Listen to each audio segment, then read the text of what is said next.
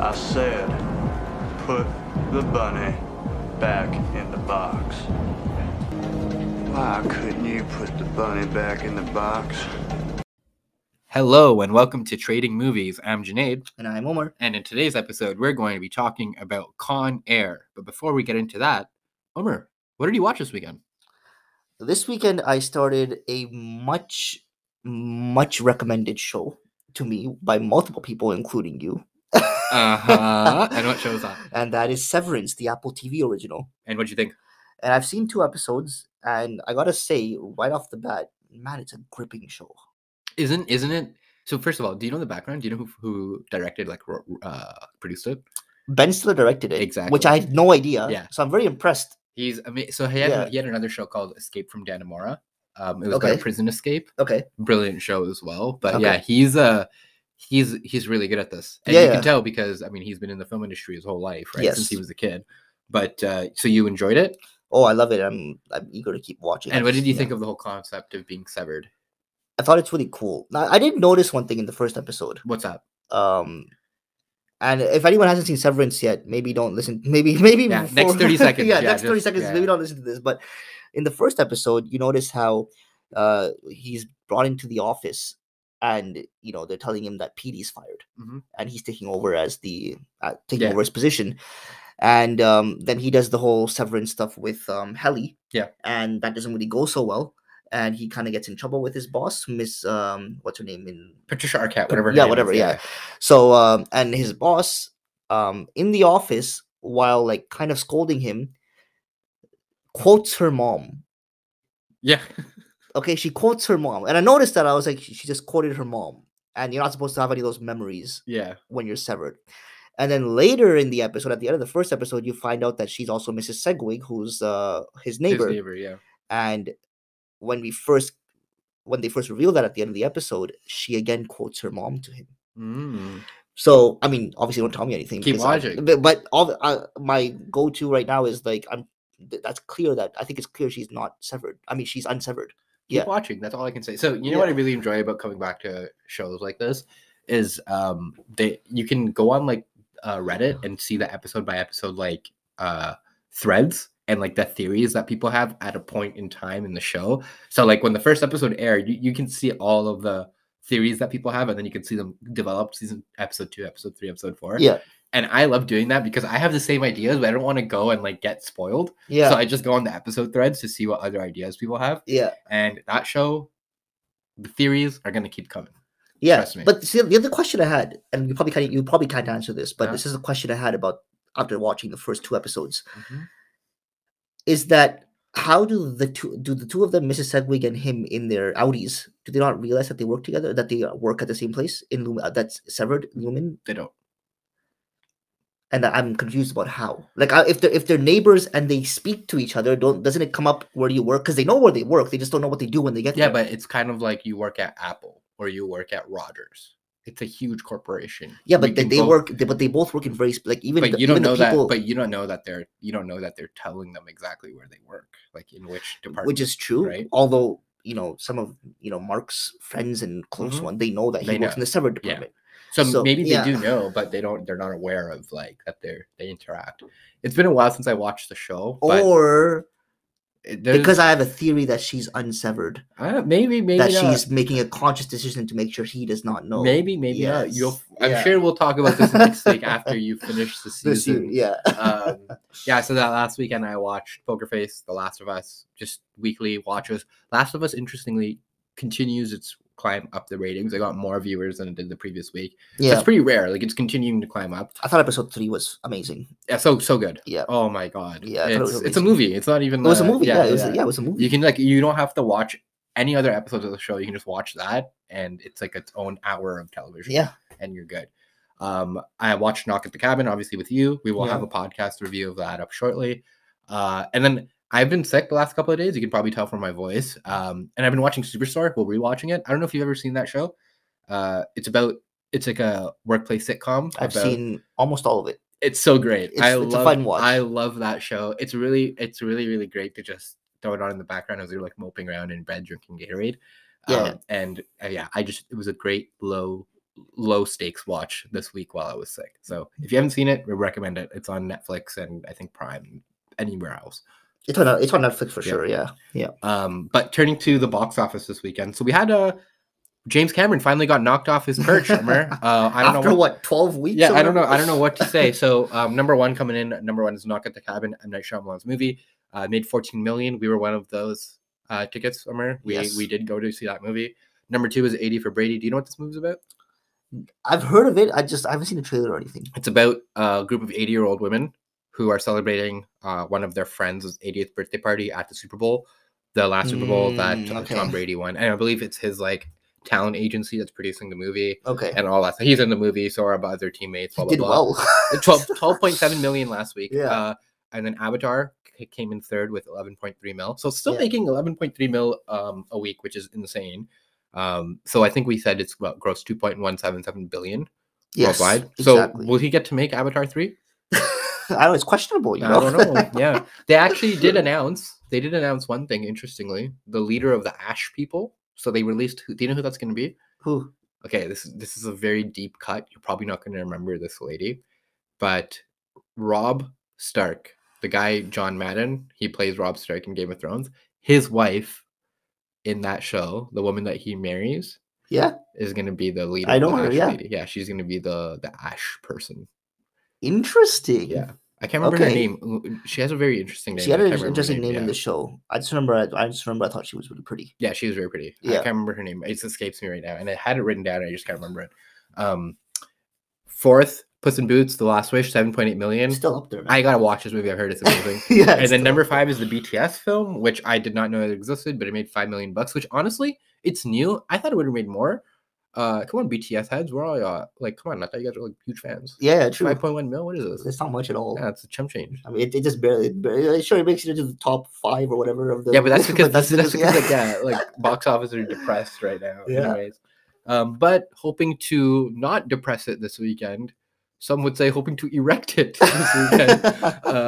Magic Mike's Last Dance comes out. Which, that's so going to be up there, man. It's going to be a huge movie. And it's the third one, final of the trilogy. They made 3 movies, man. Yeah. So good for Channing Tatum. Good for Steven Soderbergh. And 25th anniversary, Titanic 4K, Redux. I'm curious about this one. Valentine's Day, you down? Always. Take your girl to Titanic, bro. I'm curious about this one. Just because I'm still of the people that are just gonna be like, if I want to watch Titanic, I'll just watch it online in HD. But yeah, aren't there 4K releases of it already? That's what I thought, but UHD or whatever. Yeah, I mean, I'm pretty sure there are. They're just doing a theater release just because they think it'll do something. I don't know. They'll make another extra $10-15 million over the next month, but who knows? And the people will go. Maybe they're saying, "Oh, this is a chance for." We teenagers who haven't seen the movie. There's a whole generation. Who grew up after this movie, and who were born after this movie that are actually grown up now, or or teenagers now. Yeah, there's a whole host of women who have dated Leonardo DiCaprio who weren't alive when the movie came out. So they need to go watch it too. Yeah, they need to see why this man's so poppin' 20 years later. But so interesting thing about Titanic, which is which I found out and I thought was cool, is that when the pre-work was being done, and obviously at the time this was a huge movie to make, very expensive and very time-consuming. Took a while just because of the whole set they had to design. Yeah. So much to do, right? And this was 2000. This was they filmed in what 98, 99. 99, so it was technology had to be advanced for this film itself. Of course, yeah. And I remember, I listened to James Cameron talking, and he said that they had Kate Winslet, and they had I guess he had met with Leonardo DiCaprio, or someone had met with him and said, you should meet this guy. So he met with DiCaprio and he asked him to come in one day. And he came in one day and James Cameron said to him, okay, let's hop over to the, I guess a filming room over there. And we're going to do like a read. Stage, yeah. We're going to do a read of the part. And DiCaprio said, I don't read for parts. And he's like, no, I don't read. I don't. And he was like 25. He was like a kid, right? Yeah. And James Cameron's like, okay, well, bye then. And then DiCaprio was like, so wait, you're saying that if I don't read for it, that means I don't get the part? He's like, yeah, like I'm gonna spend 2 years of my life making this film, and you can go on to something else right now if you want to. So like I'm not messing it up because you refused to read for a part. Absolutely true. Yeah. Good for you, James Cameron. So he read for it. Obviously, he did it, and he was amazing in it. But it's just I thought it was funny to Yeah, hear that's that. hilarious. Good for you, James Cameron. Now I will go watch Avatar 3, Ash People Return, whatever it's called. I will be there.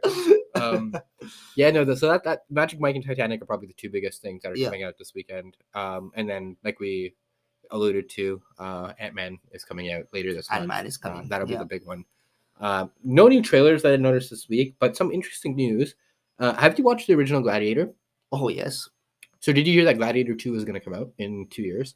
Did not know that. I'm guessing it's not Russell Crowe. No, it's going to be with Paul Mescal. Do you know who he is? No. He starred in the Oscar-nominated film After Sun. He's like 26, 27 years old. He's a good actor. I like his work. He knows what he's doing. But it's still Ridley Scott directing. So, interestingly, do you remember a couple of weeks ago we talked about the blacklist?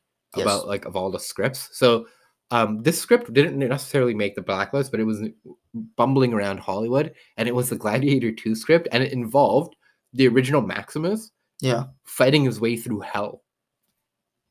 Interesting. Yeah. What? I was like, I don't know if I like this or not. Like, I like the sounds of it, I don't like it. So. Yeah, I just like action, and I'm not sure this is what I want to see. Yeah. If I want to see hell, I'll just go watch Knock at the Cabin. Yeah. Like, I don't need that. But yeah, so I'm assuming it's going to be a different script. I believe. Do you recall in the original film how there's that scene? I can't remember her name. I can't remember the characters' names, but I just remember Maximus. He's in a cage, and the little boy comes to see him. Yes. I believe he's the princess's son. Yeah, I remember this. Yeah. I believe that's who Paul Mescal is going to play. So it's 20 years later, and he's playing that kid. He's playing that kid. Yeah, I believe if I recall correctly, that's what's going to happen. That's interesting, though. Yeah, so it's like tangentially related. Yeah. Same setting, but different environment. Obviously, things have changed politically, etc. I get excited for Gladiator because Gladiator is one of those films where it hits two notes really well. It hits the note of the fighting and the battle and that whole kind of adrenaline that you want to see, the action that you want to see. It also hits very, very high emotional note. Yeah, does a good job at whenever I see it, I just want to run through a farm with my hand on the wheat like he does. Yeah. And just feel it. For some reason, when I was a kid and I saw that, I was like, yeah, one day when I come back, I'm going to do that. I'm like, come back where? You don't own a farm? Come back from where? You're not going away to war? Like, what are you talking about, Junaid? You're like 8. Relax. But yeah, no, it's... I like Ridley Scott. I think this movie is one that we've waited long enough. It's not like we're making a remake of a movie that was like released 3 years ago. No, yeah, right? Yeah. Which is a good intro, or segue, shall I say, to this week's Masala Minute. Yes. So this week's Masala Minute. So let's talk about this week's Masala Minute. It connects to last week. So why don't you give us a little backgrounder on what the update is this week?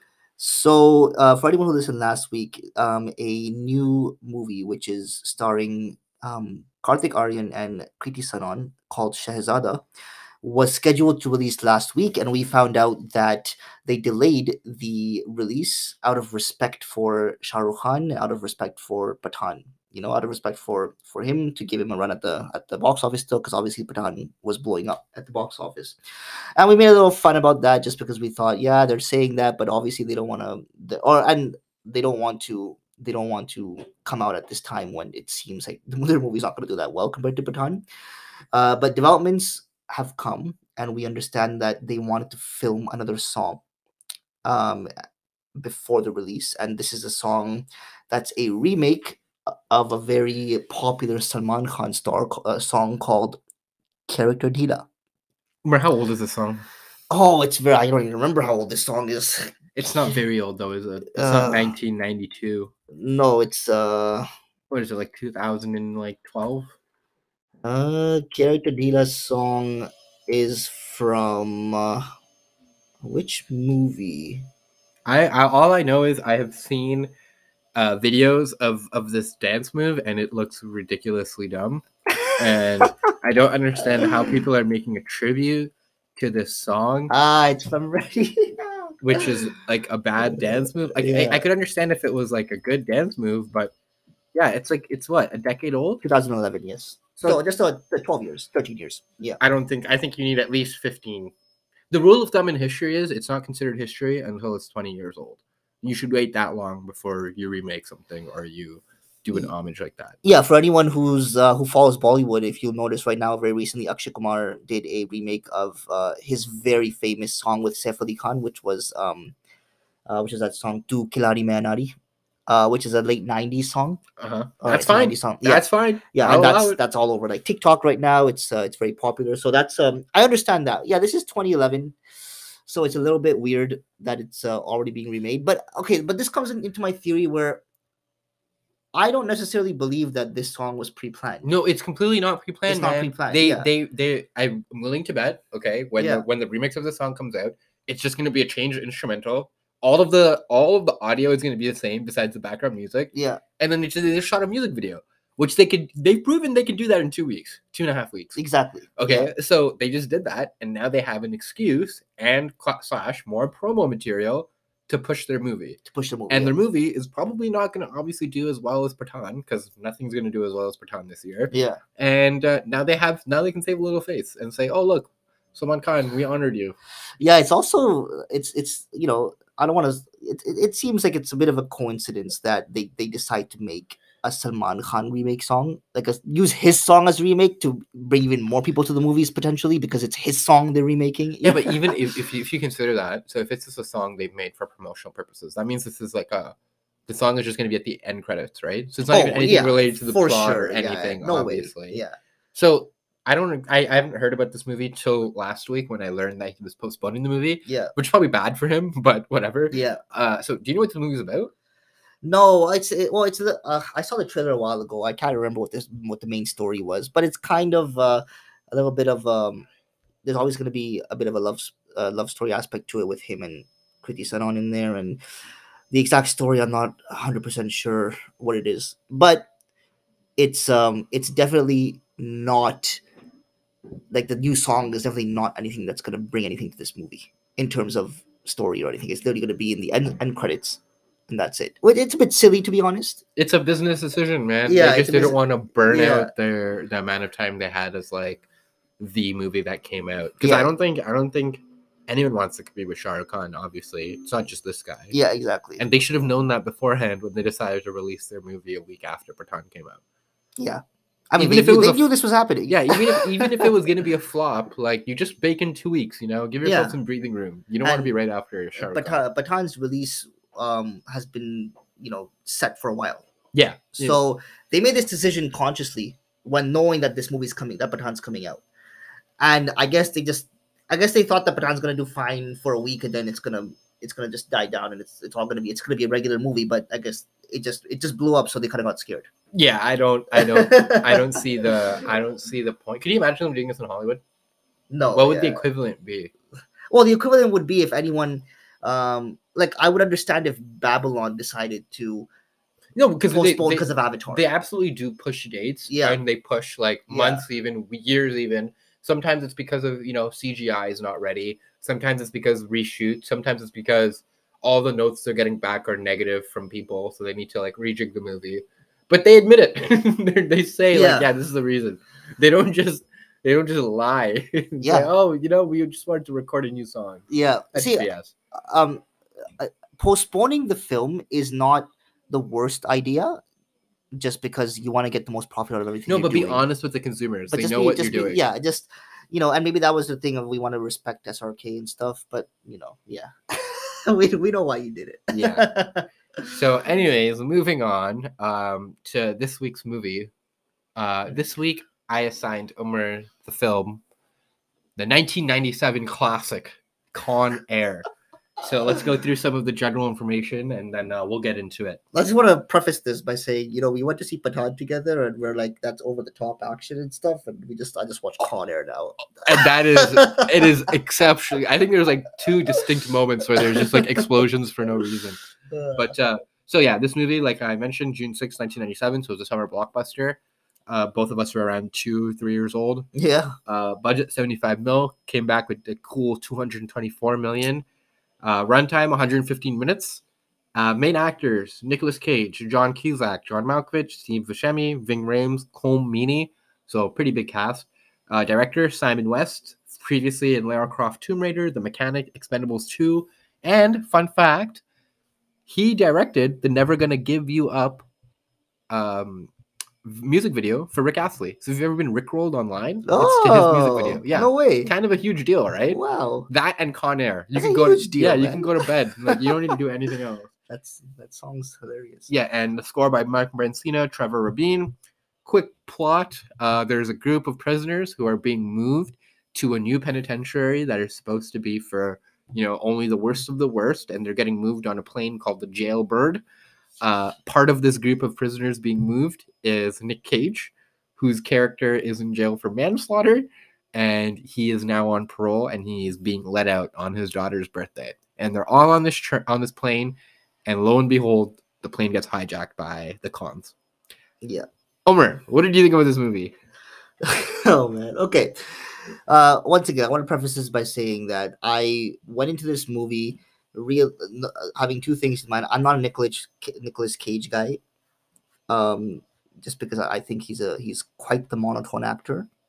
Monotone, really? I mean, monotone in terms of his acting, his speaking and stuff. Okay, interesting take. Interesting. I feel like he's all over there with. He's all over there with the. Well, he's yeah, I don't know. Maybe I described that wrong. Yeah. Maybe monotone's not the right word. Maybe it's not the right word. Yeah. But anyway, this movie is one thing. It's very fast paced. Yeah. Extreme. And I don't mean just in terms of the action sequences. I mean, from the beginning, all of a sudden, it's very bang bang bang. He's in prison. let's get into it, okay? So the movie starts with him coming off a plane. Yes. Goes right to the bar where his wife works. Yeah. Okay. Gets into the bar. Gets harassed by a man. Yes. And then the man throws money at him. Yeah. And says, "Buy me a drink." After that man sexually harasses his wife. He's like, "No, I'm not going to buy you a drink." Then the guy says, "You're the reason we lost Nam." Yeah. What an insult to a man who just sacrificed his life for your country. Yeah, and then as they're leaving the bar, these three guys come back and they try to fight him. Yeah. And he accidentally kills him. Yeah. And what does the judge say? You get the full sentence because your hands are living weapons. And yeah, literally, that's great. Are you kidding me? His hands are weapons, bro. He's literally a WMD. It's like you literally see the movie. Yeah, exactly. It's like he's like Shang-Chi, right? Yeah. And then he goes to prison, and the intro to prison and his whole prison stay is just him writing letters to his wife and daughter. It's just a montage. Yeah, a montage. A prison montage. Which there's literally like a prison riot in that montage. I don't know if you noticed. There's it's like on fire and stuff. Yeah. And then the montage ends with him and his bunkmate, his cellmate, going out together because he's on parole and his bunkmate is being shipped off to this new prison. Yeah. And that all takes place within the first 6 minutes of the film. Yep. Everything. Exactly. That's what I mean. It's so fast paced. And through that 6 minutes, he grows shoulder length hair. Yeah. He goes from crew cut to all the way down to his shoulders. I gotta say, I liked his long hair. Yeah, he was doing serious workouts too. Did you see that? In prison? The man was getting jacked. He was getting jacked in prison. Yeah. So anyways, he hasn't seen his wife was pregnant, by the way. Yes. So he hasn't seen his daughter, and he refused to see her while he was in prison. So that's his main motivation to get back home to his wife. Yeah. And the movie starts with essentially a group of criminals getting on a plane. Yes. And that's where we start the journey. That's where we start the journey of Con Air. And it's it's such a fun it's a fun movie. You can't take it seriously. It's a fun movie that you can't take it seriously. It's an entertaining, fun movie to watch. It's a popcorn flick. Absolutely a popcorn flick. Yeah. So we should mention that along with Nick Cage, he's got a lot of people around him that are really working. Like we didn't even mention Dave Chappelle. Oh yeah, true. Right? But small role. Yeah, a small role. He's only in it for the first, I would say 20 minutes. And then and his role itself probably a total of 5 minutes or so. Very racial with the jokes. It's very much so. That has not aged well in this movie. There's a lot of racial. There's quite a bit actually. Yeah, a lot. Especially with there's one line specifically towards Dave Chappelle. Yeah, and then there's even him referencing to the indigenous person. I was like, whoa, okay, relax. But essentially, they get on this plane, and the worst of the worst is on this plane. But the worst of the worst is John Malkovich's character, Cyrus the Virus, and he's the one who has planned this whole hijacking. And that's when all the shenanigans begin. So you have Dave Chappelle starts a little riot with lighting a guy on fire, and then John Malkovich slowly starts taking control of the plane. And essentially, they take over the plane. They handle one prisoner exchange because they have to land in one place, and then they manage to take off. What did you think about their plan of hijacking the plane? Did you think it was good? Did you think it was bad? What were your thoughts? Well, at first I saw the hijack and I was like, what are they trying to accomplish? Yeah, because I mean, what are they gonna get with this? yeah, And then they got to the pilot quite easily. very easily. Yeah, I was like, okay, fine. Then I guess if it's that easy to get to the pilot on a plane where you're transporting prisoners. not just prisoners, but some of the worst prisoners in the country, like maximum security, like it's all this work's being done to make sure this is a smooth flight, and it's that easy to get to the pilot. Okay, fine. So then I was like, okay, well then at this point, why you're hijacking the plane? It's not going to question anymore. You clearly you can do it. So, but obviously, yeah, they're trying to get another plane in. They're trying to get off of U.S. grounds and go somewhere else, and trying to make an escape like that. Which if you can pull off, you can pull off. It's just the way it happened was funny. Yeah, I like that. I like that they show John Malkovich's character Cyrus the Virus as someone who's like in control and has a plan. Yes, and like is fully self-educated and whatnot. So like the example is they've all essentially hidden like metal rods in their skin that they can use to like pick the locks of their handcuffs. Yeah. And then they have Dave Chappelle, who, like we said earlier, he has swallowed, I think it's like a flammable liquid and a match, and he throws the flammable liquid on the person next to him, lights the match, causes a fire. Yeah. And in all that hubbub, he manages to, seal the escape for the people who are locked away in those cages. Yes. Like John Malkovich, because he's horrible. And yeah, so they hijack the plane, and then they have all very unique characters, like Ving Rhames' character. He's like a Black Power leader. Yeah. And they're like, yeah, his book was #1 on the New York Times bestseller list, and he's been like interviewed by CNN and all this stuff. And I think they show him as a Muslim too. I'm pretty sure, like Nation of Islam. I'm pretty sure, because I think there's one point he says Allahu Akbar when he's like shooting. I don't know if you caught that. Oh, I didn't catch it. Yeah. And then they have a couple of other like kind of disgusting characters. Like later on, Steve Buscemi comes on, and he's like a serial killer. And the worst character of them all, Johnny 23, Danny Trejo's character, who's a serial abuser, and he's just like the disgusting character.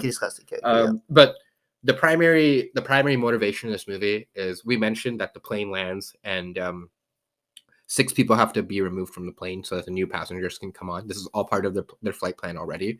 But Nicolas Cage decides not to leave the plane because his bunkmate, his best friend, didn't get his insulin shot, and he needs his insulin shot.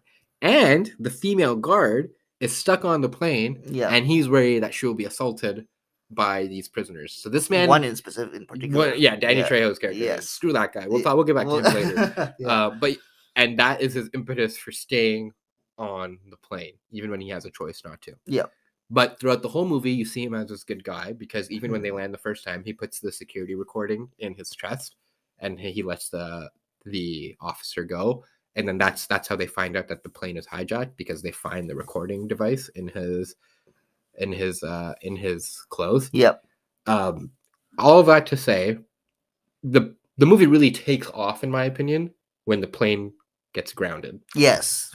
No pun intended. But when they wherever that is, wherever that flight lands, that wherever it lands, I don't know what they call Leavenworth. I can't remember what they call it. But that is so interesting to me, how he gets all of them to work, and then they're all trying to pull the plane out and all of that stuff, and then they find the guns. Yeah. And that whole process. But overall, I keep coming back to one thing, which is John Malkovich. What did you think of his performance? John Malkovich was really good. He was Cyrus the Virus. Yeah, he was really good, really in control. I thought in terms of acting, he was the best actor on set. Absolutely. Yeah. Hands down. Yeah, he was the best actor on set, 100%. And he was really, I mean, he really made you hate him.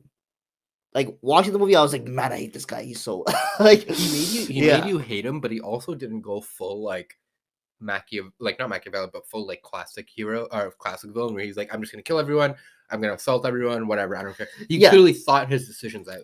Yeah, well, because there were characters like that on the plane. There were others like that, which weren't central characters. And they intentionally contrasted the two. And they contrasted the two, exactly. They made him someone who's obviously menacing, but very much in control. Yeah.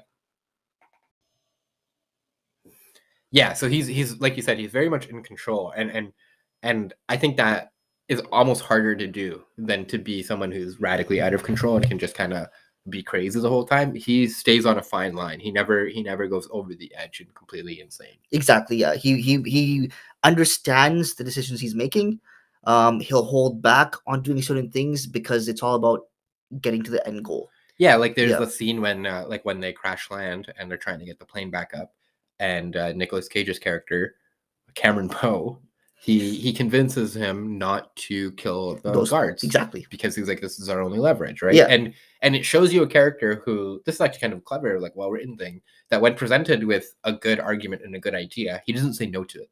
Yeah. Right? He agrees. He's like, okay, that's a good idea. I'll put him there. Yeah. Right? And you don't always see that with like your quote-unquote evil characters. Yeah, it's all about, oh no, kill them and I'll kill you too, and stuff like that, but it's he's like no, you know what, you make sense. And further to that, he also doesn't tell you his whole plan, right? There's a point in the film where they have Nicolas Cage has convinced him that he's also a bad guy and that he was on the worst cell block and he was in life in prison, blah blah blah, and he asks them like, my life is in your hands, tell me what the plan is. And all he says is, we're landing at this airbase, and from there everyone will figure it out there. He doesn't tell him even though he has already planned for there to be another plane there waiting for them, he doesn't tell him that, because he's not like one of those classic evil guys who monologues and tells someone his whole plan right before he's going to kill him. Yeah. They show him as a very intelligent narcissist who's capable, but also thinks he's infallible and nothing he does is wrong.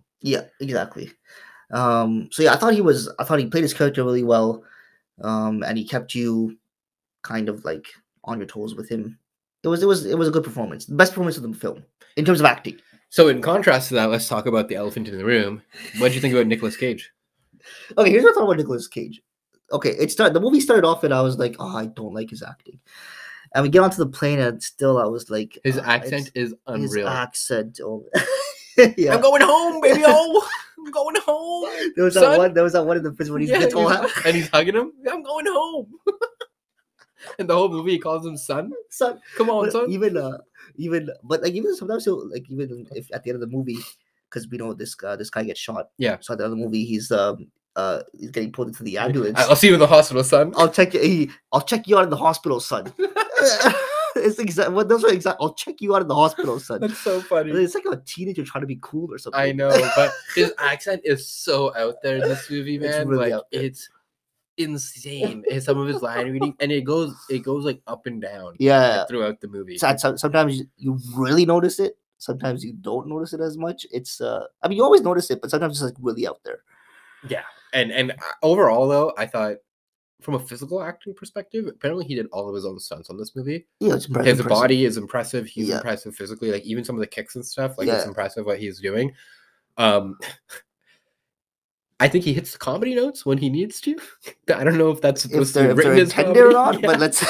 I don't know if it's written as a comedy, but his character though, they do show him as a very classic 90s, like does no wrong, Die Hard kind of guy. Yeah. It's not necessarily Die Hard on a plane, but it's similar to Die Hard on a plane in a sense that like there are cops on the ground who are trying to work with him, but the cops are also incompetent. We'll get to that later, but like John Cusack and all of those people, they're all incompetent. All of them, very much garbage police officers. Yes, but like in this movie, there's multiple times. So he puts the recording device. We haven't even talked about the whole plot about there being a DEA agent on this plane. Yeah, he managed to get himself killed. But he takes his recording device, he puts it in a guard, and then he notifies the police that way. 2, he throws Dave Chappelle's body out of the plane with a written message on it. Yeah. Right. 3, he's like he tries to take the plane down while they're there, and then he finally does do it. It's like this guy's doing all your job for you. Yeah. And the cops can't help him at all. They literally shoot at the plane he's in. Like, what do you want this guy to do? He just goes on by himself. He's saving the entire thing by himself. Yeah, and John Cusack's character, let's talk about him. John Cusack's character. He plays a U.S. Marshal. He only wears sandals. Yeah. And I disliked his character so much. He was the worst. Yeah, I liked him a bit better than the other guy. The other cop who was up his ass the whole time. My god, the DEA guy, Cole Meany. He's the worst. Yeah, I hated him more. Yeah, he's good for most punchable face. Yeah, He's up yeah, there. yeah. But John Cusack. First of all, in terms of John Cusack's performance itself, I didn't think was anything spectacular. No. No, He looked so bored. he looked. Yeah, it didn't. It just didn't seem like he was fully invested, or it just didn't seem like he was like his character was fully in there. You Okay, know? so Junaid's fun fact of the day. It turns out that he only took this movie because he wanted to be like at the top of a billboard. That was his reason. He wanted to like headline a movie. He didn't. This is a complete paycheck job. He didn't care about the script. He didn't think it was particularly good. He just wanted to be. He wanted to put his name out there. It's like a PR thing. Okay, and that makes sense. For It's the performance we so saw. clear. Yeah, it's so clear from performance, and I mean, because I've seen him in other stuff, and he's a good actor. He's fine. Like, yeah. It pissed me off how many times he like almost died in this. Oh, it's boy. like he climbs up the ladder and the plane's there. It's like, oh no, almost dies. Yeah. And then the other jet's taking off and he happens to open the door right when the flame. Oh my god! And then he leaves the prison cell right when they open the bomb. And, oh, he barely gets away. And you're like, okay, after a certain bit, it's like, bro, you almost died like 4 times in the last 18 hours. One of these would kill you. The shock would kill you. Yeah, your exactly. Apple Watch would be going crazy if this happened today. But yeah, so yeah, I didn't particularly like his character. And I didn't think the performance itself was that good either. So his was like I could have done without him. And he just it's the classic. You're doing your job bad, and as a result, I cannot. But it was both. It was him and the DEA agent. Oh my god, they were both doing their job poorly. So first of all, what I did like about that though is they wrote the DEA agent Cole Meany's character as an a-hole. Yeah. Like the way he pulls up with his car, which I think is like a Corvette Stingray. Yeah. The way he pulls up, and he's meant to be like a dick, and he's supposed to roast him. And I think at one point he's also like, what is he doing? Saving the rainforest, huh? Wearing the sandals, like he's meant to be like a, you know, like a provocateur, yeah, like a right wing, like screw you, I eat steak and drink beer kind of guy, right? Like, and he plays that really well. He plays it really well. But oh my god, he's such a dumb character. Like the whole transponder thing, where he's like, screw it, we're just gonna chase the helicopter. Yeah. He's so dumb. Oh my god, the decision making by the cops in this film, it was just I feel like wrote that in 5 minutes. Yeah. So. Great thing to bring up here is you mentioned that's actually what happened in this movie is they had a lot of script issues. So someone like John Malkovich, who's a very particular performer, he was getting really annoyed because they were constantly doing rewrites. Further to that, guess who got to rewrite parts? Nicolas Cage. He got to adjust his own lines apparently for this movie. And further to that, characters like Dave Chappelle, they got to like improv. Like Dave Chappelle got to improv some of his lines and stuff. So you can see that this movie was kind of all over the place. I'll use a plane metaphor. They were building it while flying it, and sometimes it comes apart at the seams. Very good job. Yeah, thank you.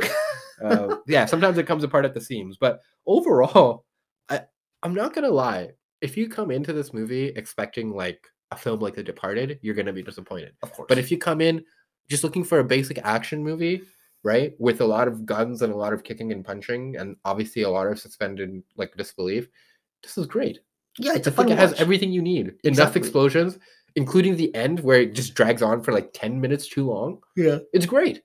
The ending goes for way too long. Man, at the end when Nicolas Cage jumps on that police bike. Oh my god.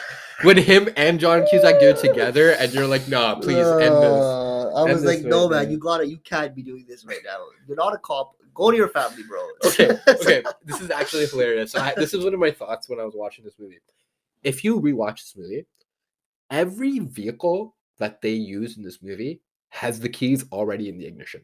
Yes. Think about it. Even the freaking big ass tractor, whatever that John Cusack gets in. They use a crane to stop the private jet. That has one. The tractor that they just happen to use to pull the plane out. That one has it. The bikes are just sitting there with the keys. I don't know any cops personally. I don't know any motorcycle cops personally, but I'm assuming if you're given responsibility of a vehicle, that includes the keys, and you just don't leave them on the scene of a crime, especially when there's criminals there in Las Vegas. Like, I don't think that's what you're supposed to do, you know? Oh man, but it was this was funny. I mean, the dialogues in this film were one thing as well. Oh, okay. So I want to read you some of my favorite ones. So first, there's the one where when they crash the private jet, and the guy who's supposed to help them. I think his name was like Sindino or whatever. Yeah. The part of the cartel. He comes out and he's like, "Oh, Cyrus, please help me, Cyrus." And then he says, "Cy." And then it cuts to John Malkovich and he says, "Onara." And then he throws the cigarette. I was like, that is so 90s. It's unreal. I remember that one. But my two favorite lines. What was your favorite line? favorite one was probably there's a few. There's two that I Yeah, which ones? One of them was when he at the near the end when he meets John Cusack in that place where they land and they have a gun at each other. Yeah. And John Cusack's like, okay, I'm gonna put my gun down. Are you gonna put yours down? And he's like, I'm sorry, there's only two men in this world I trust. One is me, and the other is not you. I love that so much. And then at the end of that exchange, he also is like, "So what are you gonna do now?" He's like, "I'm gonna go save everyone." Yeah. It's like the most nice. I'm like, you clearly wrote that yourself. Yeah. My favorite lines were, "Put the bunny back in the box." Yeah. And my favorite one, "Don't treat women like that." I was like, yo, feminist king, Nicolas Cage. Yeah. Even late 90s, this man knew, he's the king. And the other one that I liked was when his friend gets shot and he thinks he's gonna die, so his friend just like lying there and his friend's like, oh, this shows this shows me that there's no God. God doesn't exist. And then Nicolas Cage gets up and he's like, where are you going? And he's like, I'm gonna show you that God exists. Oh, and then he pulls a full baton and goes through the whole plane, just like the train sequence. Yeah, and then exactly. Goes through the whole plane. Just wrecks them. Yeah, so yeah. They've had a lot of interesting stuff with God, like because they just show him as like a super God-fearing dude. Yeah, and B, the whole bunny through the whole film about him just like he bought his. I'm guessing he paid like 4,000 like prison dollars for this bunny. Yeah, and he's just taking it with him the whole film. And that's his totem for his daughter. Exactly. And he has to find it. And I was like, by the time it goes in the sewer water, like you might want to just let go of it there, but he still goes. Yeah, he still goes and grabs it. And he's like, bro, this is the first thing I'm gonna give my daughter is a smelly bunny. Yeah. Just buy another one from Walmart when you see her. Like, bro, I feel like you just saved the strip. I feel like you could do something even nicer. Exactly. A hotel could take you in or something. Exactly. But yeah, there are definitely some interesting line reading of this movie. Overall, there's actually quite a lot of background stuff here. So one thing I wanted to mention is one of the welders who worked on the film actually passed away during filming. He got crushed by one of the planes. So R.I.P. Philip Swartz. It's mentioned at the end of the film, but we're appreciating the movie, so should appreciate the fact that someone did lose their life during the film. Originally, the plan in the movie was written that they crashed near the White House, which is just so random. Yeah. But they chose Las Vegas instead because it felt more like theme appropriate, right? Okay. And then further to that, the hotel that they crash into, that's actually a practical effect. Like that's like some Chris Nolan type stuff, crashing a plane into a building, but that just on a smaller scale. They did the scale. They did a few different ones. So they had scale versions and they did a practical effect because that casino was set to be demolished. So they allowed them to do some of it. Okay. That's pretty cool. Yeah, that is kind of cool, right? And it actually was so practical that people on the strip had actually called 911 because they're like, we see smoke, we see a plane, like what the hell is going on? Oh wow, okay, that's pretty cool. Yeah. But I didn't want to talk about. We mentioned the paycheck thing and how he just wanted to get his name out there. Funnily enough, a few years ago, John Cusack was like, yeah, I'd be down to do Con Air too. I'm like, yeah, because you don't come in movies anymore. Yeah. You want that money. Yeah. That's why. Yeah. Everyone's down to do a sequel 20 years later. Yeah. When's the last John Cusack movie? He used to come to a lot of shows and TV shows too. Okay. Right. Yeah. I'm not a huge fan of his, if I can be honest. I'm not either. Yeah. But I've seen him in some stuff. Yeah. He I feel like he was always around. Yeah. But I've just never engaged with his work. Exactly. Yeah. But I want to talk about Nick Cage. Okay. So 1995, Nick Cage wins the Academy Award for Leaving Las Vegas. He plays an alcoholic in that who's, contemplating committing suicide. He won an Oscar. He won an Oscar for that. Okay. He was young. I think he was like 29, 30. And then he just goes on the ultimate bender of just action movies. Yeah. Okay. So 1996, The Rock. 1997, Con Air. 1997, Face Off. City of Angels, romantic movie. Okay. Snake Eyes in 98. 8 Millimeters in 99. All of these movies do great business, very poorly, like, in terms of the critical acclaim. But I'm just so proud of him. I'm like, this guy won the championship, and then he's like, I'm just doing paycheck jobs. Like, I'm just getting paid, and I'm kicking people's butts on TV. It's very true. What a great life. I mean, it's like he went out, he wanted an Oscar or so when he did a movie that got him one. Yeah. And he's like, you know what? I want to make action movies, and I have fun doing it, and I get lots of money. So because he looks like he's having fun, and he was obviously the most highest paid actor in that era. Like, he was getting paid like 20 a movie. He was getting paid a lot of money. Yeah. So I just find it so funny how it's someone who you wouldn't expect. Like when you hear Oscar, right? You think like a certain caliber of actor. Yes. And then he just goes down and starts doing like action movies, right? And the National Treasure. And Yeah, like could you imagine Mahershala Ali doing movies like this? He's a 2-time Oscar winner. Yeah. Like, can you imagine him just coming in like a B action movie? Yeah, I know. Right? You just can't. I can't even imagine someone like DiCaprio or someone doing that. Like, it's different now. It's different now. Yeah. Which is that's interesting. I mean, good for him. He's doing what he loved and he's making money. Like what? Yeah, and we should say that he also did have financial problems, so that may have had an issue with it. Like he's had a lot of tax issues. And have you heard of his whole story where he purchased like an artifact? I think it was from like Mongolia or something, and he purchased an artifact for like millions of dollars, and then it turned out like he had to return it to the government because it wasn't like he wasn't his to buy. It was someone sold it to him like illegally or something. I did not know that. Yeah, he's had all sorts of financial issues and all sorts of stuff. Yeah, there's a whole thing when you go on his Wikipedia, there's a whole like tax section. Oh, so that's how you know. You're like, oh man, this guy's struggling. He was making movies just to make movies. But yeah, it was just cool. Like I appreciate to see someone who wins at the highest level and then he's like, you know what, I'm gonna make movies for everyone and just goes action and just goes all that route. Other than that, any other thoughts about the movie?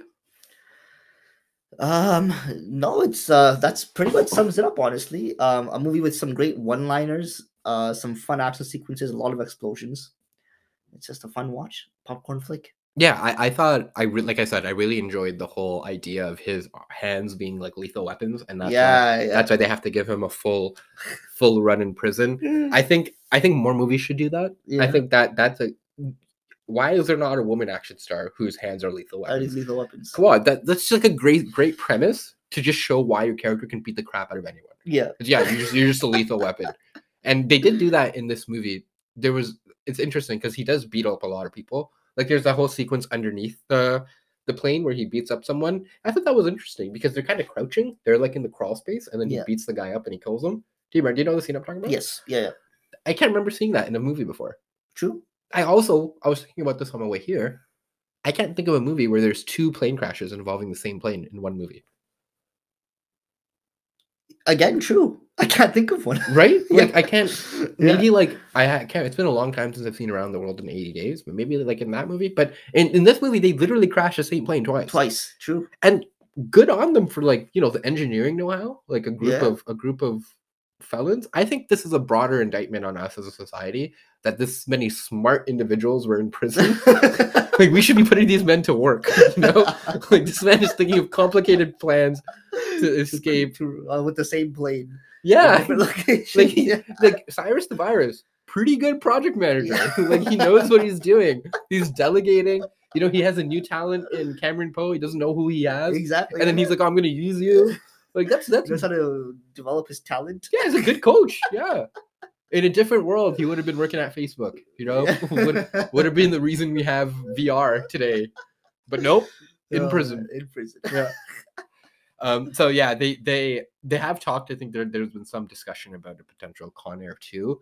Personally, I think this could be a movie now, but you don't connect it to the original one, but just about prison transport. Because it's completely changed, obviously. Yeah. It's 2023. You can make it high tech. You can involve a hacker of some sort. And it could be a fun movie. Yeah. Plus, as you know, I am a fan of any movie that involves a mode of transportation. Train, plane, boat. They're fun. They're fun watches. It's so fun. Yeah. Like you're just like, there's a murder on a boat. Yeah, put me there. Yeah. I'm down. Yeah. So I think they actually could make this into they could make this into another movie. And I think they could do a pretty like fun job with it now too, with the technology now and the improvements since 97 or whatever this was, right? Yeah. And like in terms of the society we live in, the kind of criminals you'd have could be different too, right? It's not all just like murder. You could have like people who are like, like protesters, like economic protesters and stuff who like bomb like buildings and stuff. Like you could have all sorts of different kinds of people. Yeah. Who do the makeup of the plane, and the requests could be different too, right? Yeah. It's not necessarily like give us a plane out of this country. You could be like wire me a bunch of Bitcoin or something like that. Yeah, I don't know. Exactly. But this could be. There are movies that they remake and there are movies they don't. I think this is a movie that absolutely could be remade. You just need a fun guy as the main actor to kick some ass. Yes. I would go watch it. I'd go watch it too. Yeah, no doubt. 100%. Our awards. Yeah, so let's go through our awards. So let's start with obviously the most popular award, the Nicholas Hoult Most Punchable Face Award. Omar, who's your winner for that? It has to be John Malkovich for me. Why? Because as he still had the most. I mean, he was still the most like, like this guy is so evil, like evil in the sense like he had no like yeah we talked about how he's strategic and how he listened and how he wasn't on this spree of just kill everyone for the sake of killing people. Yes, I get that, but he was also like he had no issue killing anyone. Yeah, at the end of the movie, he does say like the last thing your daughter is going to smell is my stinking breath. Exactly. Kill her. Yeah. So not a great guy. We should reiterate. While we would totally love to be a part of his team, we don't necessarily agree with him. Exactly. Yes. Is he a good charismatic leader? Probably, yeah. Yeah. Would I run through a brick wall for him? Probably, yeah. but do I agree with everything he's saying? No. That's a fair bet. I also think that the shaved head really makes it. It makes it more punchable. A target. Like yes. It's good.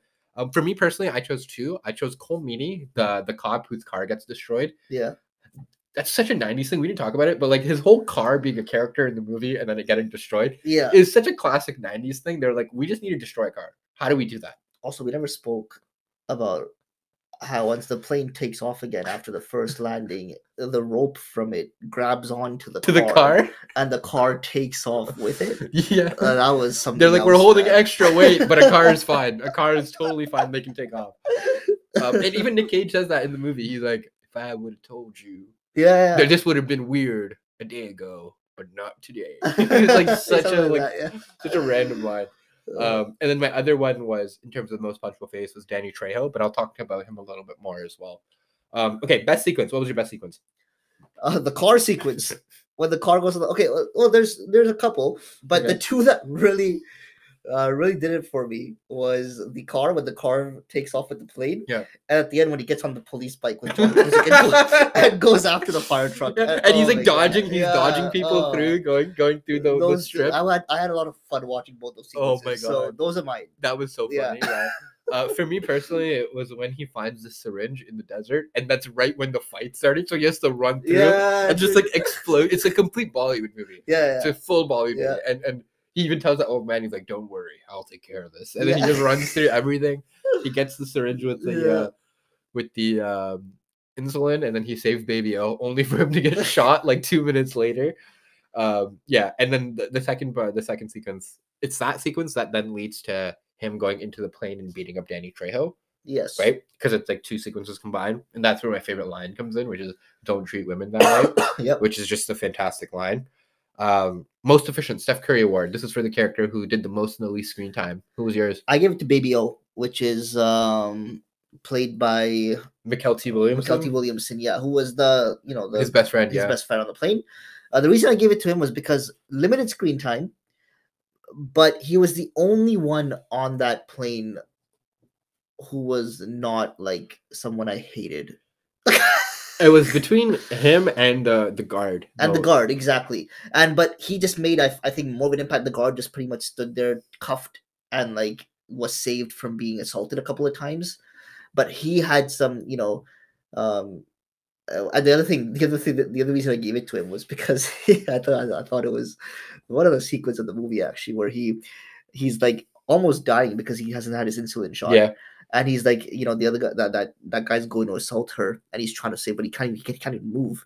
And then he gets his shot, he's all good again. Yeah. And then he gets shot. Yeah. And he's back on the ground. Like, oh my god. The whole movie he's looking for a shot, gets a shot, then gets shot. Yeah, and then again, it's like Nicolas Cage is constantly like, first he's doing all of this sacrifice to get the insulin shot to get him okay, and now he's doing all the sacrifice to make sure he's safe again. Oh my god! After that, so it's like it's just trying to save this guy along with the guard as well. But yeah. So I mean, I'll give him them. I completely didn't know till this exact moment that he also plays Bubba in Forrest Gump.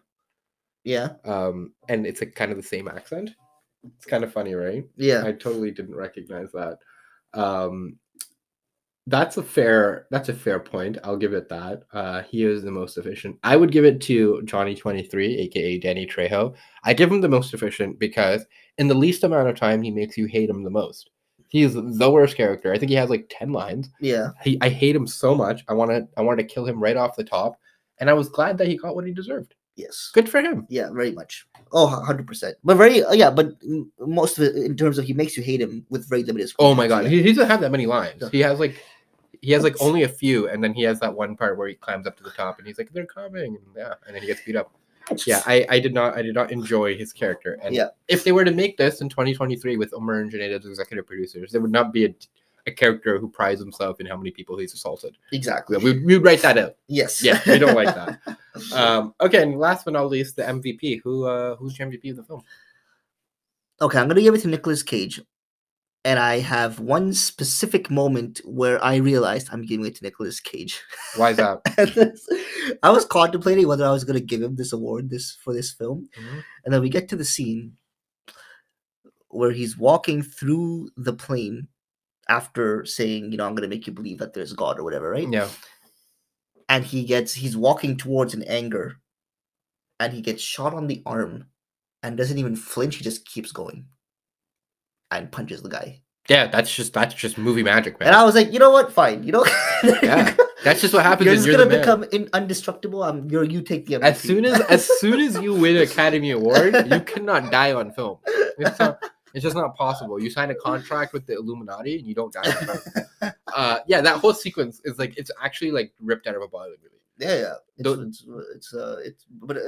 He's like indestructible. Like, he survives 2 plane crashes. Yeah, exactly. And he's totally. They even showed Danny Trejo's character. I don't know if you noticed, but like his arm gets ripped off because they tie him. Yeah.